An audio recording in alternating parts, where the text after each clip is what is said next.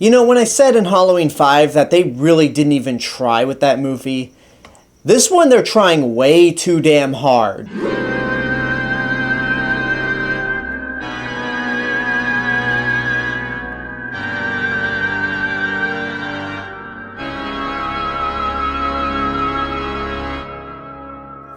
This is Halloween, The Curse of Michael Myers, or Halloween 6, because for some reason they decided not to number this one, but whatever. This is the sixth Halloween film. It was released in 1995, stars Donald Pleasence in not only his final appearance as Dr. Loomis, but his final film role, period. And it also introduces Paul Rudd in his very first film. And the movie picks up 6 years after the events of Halloween 5, where this mysterious man in black breaks Michael Myers out of jail after he's been captured by the cops, and then Michael Myers and his niece Jamie Lloyd go missing for that period of time. The movie opens up where Jamie is now a teenager, 15 years old. She's pregnant, she's abducted by this cult, is giving birth to a son, but suddenly escapes, gets killed by Michael Myers, but manages to hide her son, where he's discovered by Paul Rudd's character, Tommy Doyle, who was one of the young kids that Laurie babysat in the first Halloween movie.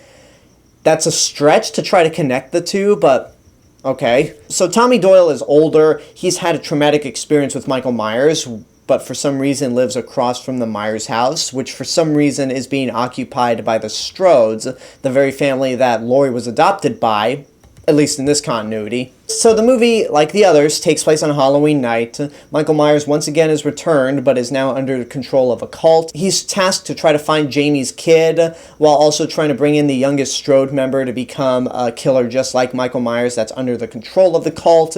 And we finally get some more answers on what the thorn symbol is, who the man in black is, and it's revealed to be Dr. Wynn, who was a minor character in the first Halloween movie. And you have lost all train of thought while I'm describing this plot. And I gotta say, I don't blame you, because describing this plot, I just suddenly got lost in my train of thought, like, what the fuck am I talking about? This plot makes no sense whatsoever. And I don't really want to blame the writer for this movie, because this is not the same guy that worked on Halloween 5. That movie had 3 writers, and when they were planting all those little seeds, the man in black, the thorn symbol, they did not know what they were doing when they were putting those things in the 5th Halloween movie. And like I said in Halloween 5, it's funny that 4, 5, and 6 are known as the Thorn Trilogy by fans, because none of this ever is mentioned at all in Halloween 4. Halloween 4 is just a straight-up slasher movie. Whether you like it or not, it's still very simple and to the point. This is a goddamn mess. This movie is infamous for having 2 versions, the theatrical cut and then the producer's cut, which I'm going to talk about later on today. And for that video, I'll go over all the changes between both of them. But really, there's no real major changes until the 3rd act. But getting back to the plot of this movie, it makes no sense whatsoever. I mean, the one thing that does make sense that you can kind of follow is the fact that Michael is being controlled by this cult.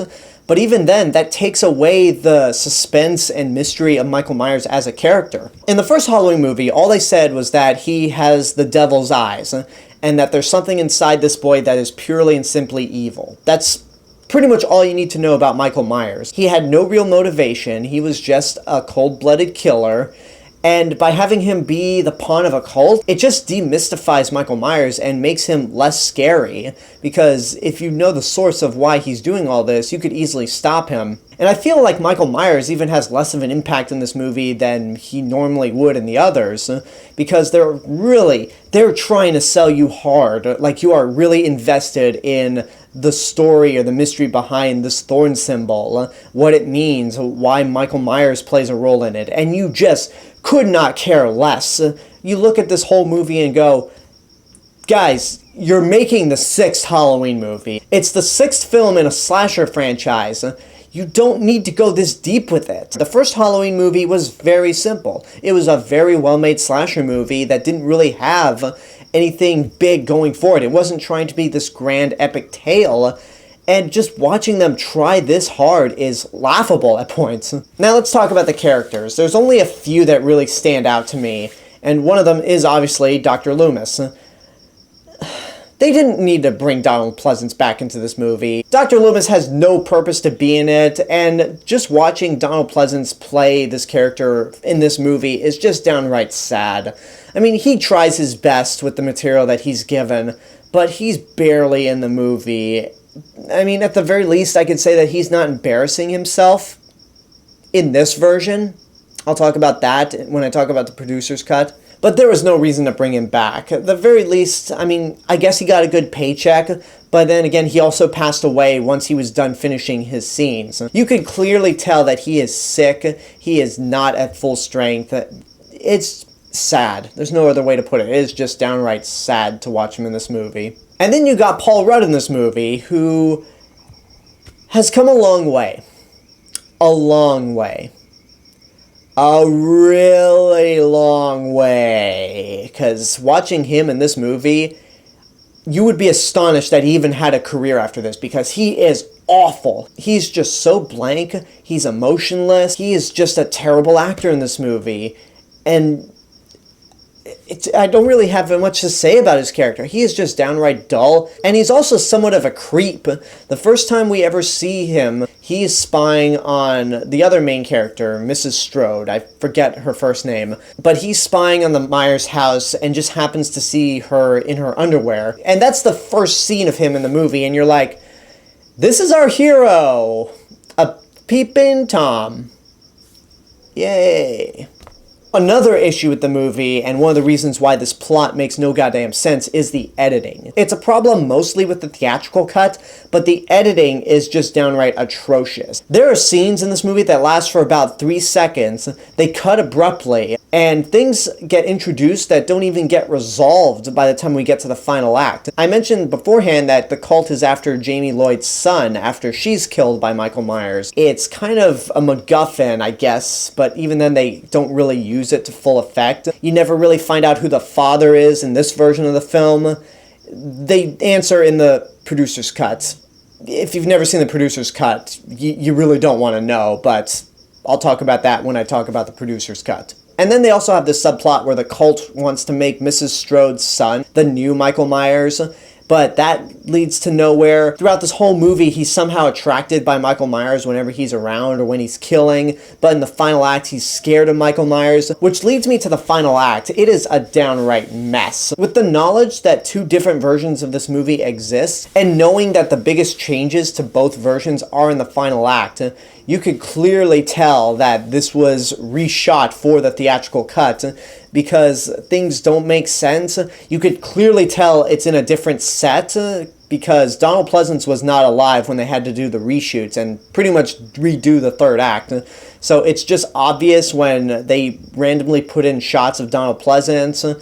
And the way Michael Myers is taken out is just hilarious. It is unintentionally funny, where Paul Rudd is pretty much beating the shit out of Michael Myers with a pipe, and for some reason he's bleeding green. Okay, that doesn't make any sense at all whatsoever, especially considering that in Halloween 2 he was bleeding red. But it's just stupid, and then the ending is just so abrupt. I'm like, wait, that was it? That's the resolution to the movie, huh? Yeah, this movie is a goddamn mess. Nothing makes a whole lot of sense. They try too hard to make this a grand epic when it comes to slasher movies, at least. The editing's atrocious. The final act is absurd and so messy. You don't care about the characters, even Dr. Loomis. Just don't waste your money. The best thing I can say is that it never made me angry. The theatrical cut just made me go, yeah, it's another generic slasher movie. A very bad one at that, but can't say I'm surprised. And that's my review for Halloween, The Curse of Michael Myers, at least the theatrical cut. So I guess you would say this is part 1. Check in a couple of hours for part 2, where I'll be talking about the producer's cut and the changes between both versions. So until then, I want to hear what you guys have to say about Halloween 6. If you've seen it, what did you think? Did you find any redeeming values in this movie? Let me know in the comments below. And until next time, I hope you enjoyed this review. Don't forget to subscribe to the channel, give this video a like, and of course leave a comment. Don't forget to support my Patreon page, follow me on social media, and until next time, this is the real Mr. Robinson telling you there's only one.